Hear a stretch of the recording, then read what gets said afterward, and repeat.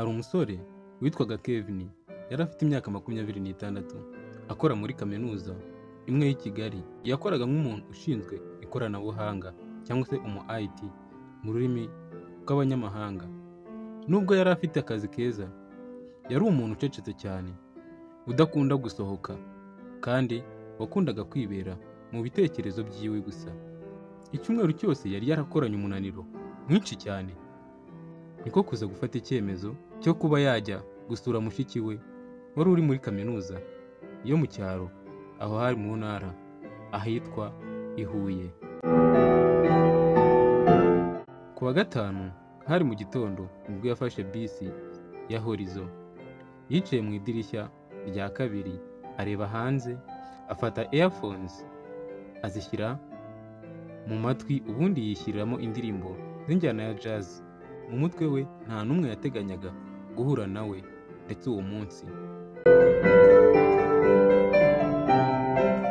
Ubwo bari barimo bagenda, bisi ihagaze ahitwa nka Nyabugogo. Ahangaha ni imfatiro z'umujyi cyangwa se niho abagenzi bose bajya mu ntara baruhukira cyangwa se bahagarara. Aho yari igiye gufata abandi bagenzi, haje umukobwa wambaye imyenda y'ubururu ndetse ubururu bworoshye, afite isakoshi nto ndetse y'umukara, ndetse afite n'intoki yewe n'amaso agaragara neza. Ibyo yari afite byose byasaga neza, yaba intoki ziwe, yaba imyambarire yiwe, yewe ndetse n'amaso yiwe byagaragaraga neza ndetse bigaragaza ubwitonzi bwiwe. Uwo mukobwa yitwaga Aline. Uwo mukobwa yari umunyeshuri wigaga ibijyanye n'imiyoborere muri kaminuza ya Huye. Aline yarebye muri bisi asanga ahantu hose haruzuye, hasigaye intebe imwe yonyine iruhande rwa Kevin. Nuko aramwegera buhoro buhoro ati, ndabona ari wowe ugiye kuba umuturanyi ndetse wanjye mw'uru rugendo. Nuko Kevin amuha umwanya maze asekamo gakeya. Nuko bisi irahaguruka itangira urugendo. Muri cya gihe cya mbere buri wese yari yicecekeye, Kevin yakomezaga kumva umuziki wiwe bisanzwe. Nuko Aline areba hanze, ariko umwanya muto nyuma na nyuma ikaramu ya wa mukobwa witwa Aline cyangwa se ikaramu y'umukobwa urimo ugendana na Kevin cyangwa se bicaranye witwa Aline ibiguye hasi, igwa hagati y'amaguru ya Kevin. Ubwo ngubwo umukobwa yarebye hasi atinya kuba yayifata. Nuko Kevin arayifata buhoro buhoro arayimuhereza. Arangije arisetsa aramubwira ati, mu kinyabupfura, hari ubwo ibintu bigwa kugira ngo biguhe amahirwe yo guhura n'umuntu mushya mu buzima bwawe. Nuko nguko umukobwa mwiza Aline araseka ahita amusubiza ati, ubundi mu busanzwe abantu bavuga ko yaguye nabi, ariko wowe urabibonamo amahirwe. Iryo ryari ijambo ryatumye bombi baseka. Uhereye icyo gihe urugendo rwabo rwatangiye guhinduka, ndetse ikindi ruryohera imitima yabo.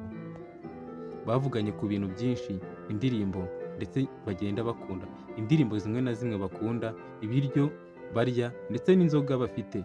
Ibyo byose nibyo bavugaga ngo babashe guhuza ibyo bahuriyeho. Nuko rero Kevin yaramubwiye ati, njyewe nkunda gufotora ndetse no kwandika inkuru zimwe na zimwe. Aline amubwira ko akunda gusoma no gufasha abandi. Byatangiye kugaragara ko bafitanye byinshi ndetse bahuriyeho. Igihe bisi yahagararaga i Muhanga, Kevin yaguze amandazi 2 aramuhereza ati, ntabwo nzi niba ari meza, ariko ndashaka ko turya ndetse turye dusangire. Aline araseka cyane, atangira kumva ko uyu musore wacecetse afite ikintu cyihariye, cyangwa se uyu musore ugaragara nk'aho acecetse mu by'ukuri ashobora kuba afite ibintu byihariye ku buzima bwe cyangwa se kuri we ndetse no mu mibereho ye ya buri munsi. Ubwitonzi bwihishemo umutima mwiza. Ibi byose nibyo Aline yibazaga. Uru rugendo rwose rwabaye nk'igihe kitigeze kirekura amagambo. Igihe bari bageze i Nyanza, Aline agatotsi karamufashe, aryamira ku ruhande rwa Kevin cyangwa se amusinziriraho gahoro. ashyira umutwe we bisanzwe ku rutugu rwa Kevin. Yarebye hanze, akomeza kwitsa imitima, ariko umutima umubwira uti mbega amahoro anyuze, kandi amahoro ari muri we. Ibi nibyo Kevin yibazaga mu mutima wiwe, cyangwa se yongoreraga umutima wiwe igihe bisi yageraga i Huye. Bombi wabonaga ko badashaka ko urugendo mbese rwarangirira aho ngaho. Barahagurutse gahoro. Aline aramubwira ati sinjya nita ku bantu duhuriye muri bisi pe, ariko wowe hari ikintu gitandukanye nakubonyeho.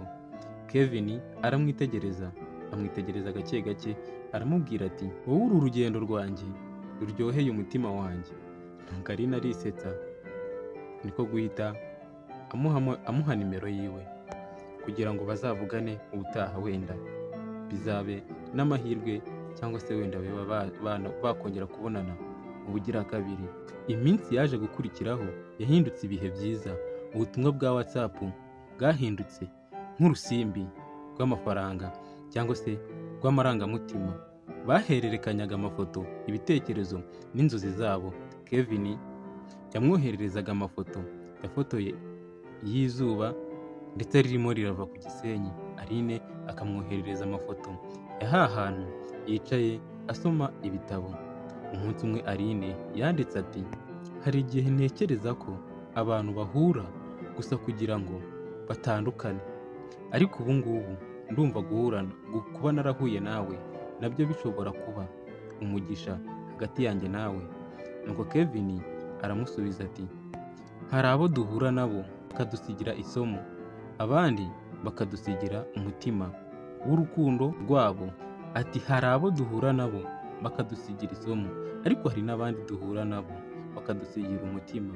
Urukundo rwabo rwahindutse nk'indirimbo yoroheje, igiye gake gake mu matwi, ya yindi ishobora kuba yasinziriza umuntu, yuzuye amahoro ndetse yuzuye n'umucyo. Ariko urukundo nyarukundo rujya rugerwaho n'ibigeragezo.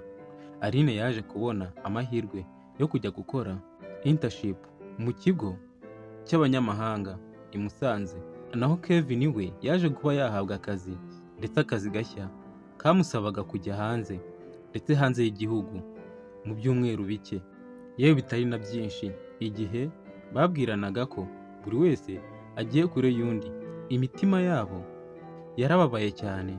Nuko umukobwa Aline aramubwira ati ese wumva urukundo rwacu ruzabasha kunamba nubwo tuzaba turi kure, umwe ari kure y'undi? Nuko Kevin aramusubiza ati niba urukundo rwacu rwaravukiye muri bisi ndetse bidasanzwe, ruzabasha kurenga n'ibirometero byinshi biri hagati yanjye nawe. Baragiye batandukanywa n'akazi, ariko ubutumwa bwabo barakomeje barandikirana ku ma WhatsApp ndetse no ku ma email. Bari barahuriye mu butumwa, mu majwi no mu nzozi. Aho hose niho bagendaga bahurira. Ubwo ngubwo hashize amezi agera kuri 3. Umunsi umwe Aline yagombaga gusubira i Kigali. Yagiye ku cyicaro cya Horizon Express agura itike, atazi ko Kevin nawe ari bujye mu rugendo rumwe. Igihe kimwe yinjiraga muri bisi, yabonye umwanya umwe usigaye, uwo iruhande rwa Kevin. Bombi bararebanye, amaso yuzuye ibitwenge ndetse n'amarira. Umwe yaravuze ati Kevin yaramubwiye ati ubonye ko bisi zizi imitima itekereza, kandi zizi ko imitima yacu yari kumburanye. Aline nawe aravuga anavuga yisetsa ati mu by'ukuri zirabizi pe. Kevin arasubiza ati ziziritse imitima yacu mu nzira zayo. Ahangaha bari barimo baratega. Uko bisi yakomezaga kugenda, buri umwe yafashe ukuboko kundi, baguma batyo kugeza bageze aho bari barimo bajya, kandi bagiye baganira babwirana utugambo twiza ndetse banarebana akana ko mu jisho. Urugendo rwabo rwa mbere rwari rwarabahuje, uru rwa kabiri rwabemeje ko bakwiranye, ndetse ikindi kandi nyuma y'uko bahuriye muri bisi ya kabiri, urukundo rwabo rwabaye nk'urutare. Bafashe umwanzuro wo kutongera gutinya kubwizanya ukuri, buri wese ashaka ko undi amuba hafi. Aline yigaga asoza umwaka wa nyuma, Kevin ari mu myiteguro yo kujya mu mahugurwa muri za Kenya Nairobi. Umunsi umwe bari bicaye ku ntebe ya kaminuza y'i Huye imbere y'isomero. Kevin amureba mu maso aramwitegereza ati, nzi ko ndimo kugenda, ariko ntuzigere wibwira ko uri wenyine. Uri impamvu mpagurukira buri gitondo. Aline aramuhobera, atangira kumva ko icyo gihe cyose yifuje kugira umuntu umwumva, kandi ikindi akamwumva arimo aramureba mu maso. Ibyo byari byo bihe byabo bya mbere byo gutekereza ku hazaza habo, nubwo batabivugaga mu magambo menshi. Imitima yabo yari yarabivuze kera. Hashize amezi 7 yakurikiyeho, yari amezi y'igerageza. Kevin yari Nairobi, Aline ari i Huye. Ubutumwa bwari bwarabaye isano ibahuza. Amagingo aya WhatsApp y'ubushye, amajwi y'ubufindo, n'amasaha yo kuvugana kuri video call, nubwo akenshi interineti yazimaga cyangwa se yagendaga ibizana. Umunsi umwe Aline yumvishe ko Kevin avuga mu ijwi ririmo kunanirwa. Aline, rimwe na rimwe numva umutwe uremerewe, ndarushye, akazi ni kenshi, ndetse ni kenshi cyane. Aline yicecekeye, amarira aza mu maso, ati, nubwo ndi kure, buri munsi ndakwifuza, cyangwa se nkwifuriza umunezero. Niba hari ikintu babayeho ubimbwire, tuzatatana kubera guceceka. Uwo mugoroba ni wo watumye urukundo rwabo ruba rukomeye kurusha uko bigeze bamera bwa mbere. Yamenye neza ko urukundo rutubaha ikiri ku mutima, kandi ko kutabivuga byica umutima. Hashize umwaka n'igice, Kevin yaragarutse, agaruka mu Rwanda afunguye amarembo y'inzozi ziwe ndetse inzozi ze nshyashya. Yabonye akazi keza mu kigo gikomeye cy'ikoranabuhanga. Yahise ajya kureba Aline i Huye. Igihe yamugeraga imbere, Aline yasohotse mu nzu y'abakobwa aho bararaga cyangwa se aho babaga bari bacumbitse, yirukanka aramuhobera, amuhoberana imbaraga zose z'ubwuzu bwinshi cyane. Nuko Aline ati, numvaga ntegereje uyu munsi kurusha ibindi byose. Kevin aramusubiza ati, uyu munsi wanshimishije pe kurusha indi minsi yose twari tumaze. Baricaye munsi y'igiti cya voka ku Cyangugu cy'aho bigaga, aho bahuriye bwa mbere. Nyuma y'amezi menshi, bari abantu babiri bahuje imitima, nk'abavuga ururimi rumwe ndetse rudasaba amagambo. Umwaka ukurikira waje ari umwaka w'urukundo rwuzuye ibyishimo. Bahise batangira gutekereza ku bukwe bwabo. Kevin yagiye kureba ababyeyi ba Aline i Gicumbi, afite impano y'amata, isukari ndetse n'imyenda y'umukara bakundaga. Yicishije bugufi, avuga ijambo rimwe rikorwa kandi ryumvikana.